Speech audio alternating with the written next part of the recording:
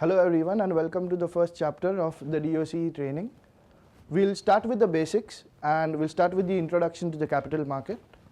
Now, as you must already be aware, the capital market is basically divided into two parts. One is the primary market and the secondary market. In the primary market, the entities involved are merchant bankers, mutual funds, foreign institutional investors, financial institutions, and of course investors. Now, when does the security enter the secondary market? That happens when company is listed on the stock exchanges and shares are bought and sold through clearing members. So the only difference between the primary market and the secondary market is securities enter the stock exchanges and they are traded in stock exchanges through clearing members, or we know them as stockbrokers. What is the regulatory environment that governs the depository?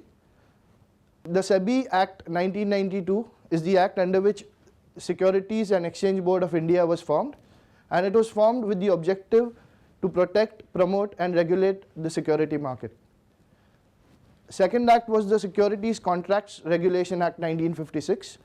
This act dealt with organizing the trading activity in securities and to determine the listing regulations as to how shares would be listed in the stock exchanges. Third is the Depositories Act 1996. Under the Depositories Act, the depositories in India were formed. The Depositories Act says that securities are freely transferable between individuals as well as between other bodies. The Depositories Act also lays the ground for dematerialization of securities, that is conversion of physical shares into the electronic form. Therefore, securities are today maintained in the electronic form or in the book entry form. Also, whatever transfers take place today in the market are done electronically without any hassles or filling in any physical forms. Securities include shares, debentures, bonds, mutual funds, certificate of deposits, commercial papers, as well as government securities that are issued by the state as well as the central government. Another act that we have to cover under this exam is the provision of the Companies Act 1956. The Companies Act 1956 lays down the rule for issue, allotment and transfer of securities. It also provides a standard disclosure that companies have to provide, and it regulates underwriting of public issues. Now, contracts of purchase and sale of gold securities are exercised by the Reserve Bank of India, which is a very important point to be noted.